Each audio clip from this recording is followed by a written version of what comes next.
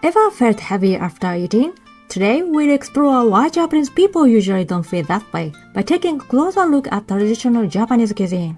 We'll discover the answer in Yamaguchi Prefecture, where my grandparents grew up. They are 104 and 94 years old now. So let's get started!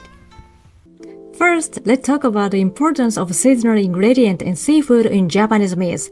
We naturally incorporate them into our everyday diet. Chanpon is a great example.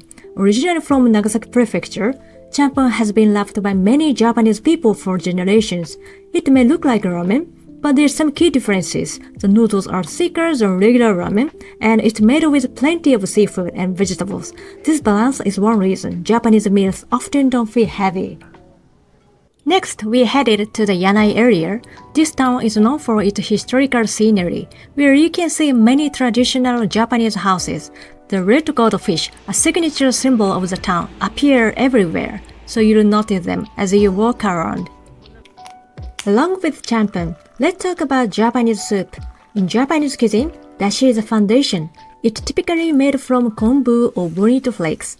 Because it's naturally rich umami, you can create deep flavor without adding oil while still feeling completely satisfied. Udon is a great example. It's a classic Japanese noodle made from wheat flour. With udon, you can enjoy rich, comforting taste with less salt, gently seasoned with soy sauce. There's no oil in the soup, which makes light and easy on the stomach, especially when you are feeling heavy. Next, I want to talk about the importance of portion size in Japanese meals. When it comes to Japanese food, many foreigners are surprised to learn that our portions are generally small. But here's the thing, we enjoy eating small portions of many different dishes. Because of this, we naturally eat a wide variety of foods. I believe this is healthy, since we can get different nutrients from different ingredients. As I mentioned earlier, we place great importance on seasonal ingredients in seafood.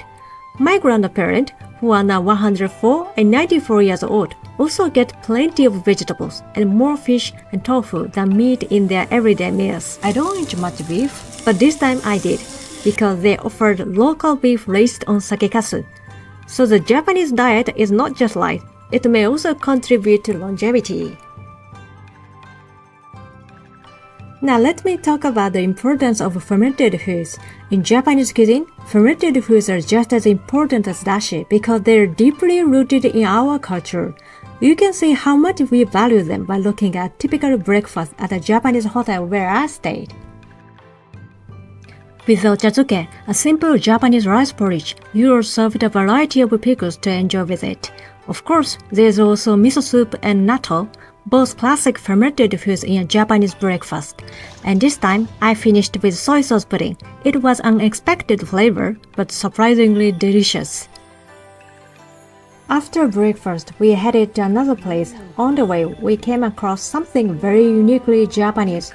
In the countryside, you'll often see fruit and vegetables being sold on the street without any stuff. We call it mujin hanbai, which means unmanned farm stand. We simply leave the money in a box and take what we choose. In Japan, we really love seasonal fruit. For us, they can be an even better treat than sweet. You also often see small statues called dosojin or jizo-sama along the street. In Japanese culture, these are believed to protect travelers and children, and to keep away misfortune. They quietly watch over the community. You'll especially notice them in the countryside, where tradition and everyday life are still closely connected. Lastly, let me show you a modern local dish cooked right on a traditional kawara roof tile. Honestly, I didn't even know about this dish, kawara-soba, until I planned this trip. But when I heard it was cooked on traditional roof tile, I knew I had to try it. Before the kawara-soba arrived at our table, I had an onigiri made with local ingredients. It was simple, but so good. Finally, we tried kawara-soba. Green tea soba noodles were topped with shredded omelette, beef, lemon slices, and grated radish, and served with a special soy sauce-based dipping sauce. It felt like a beautiful combination of modern creativity and traditional Japanese flavors. We'll close our trip here. What do you think about Japanese cuisine? If you'd like to explore more light, nourishing Japanese meals, stay tuned and let's cook together. See you! またね!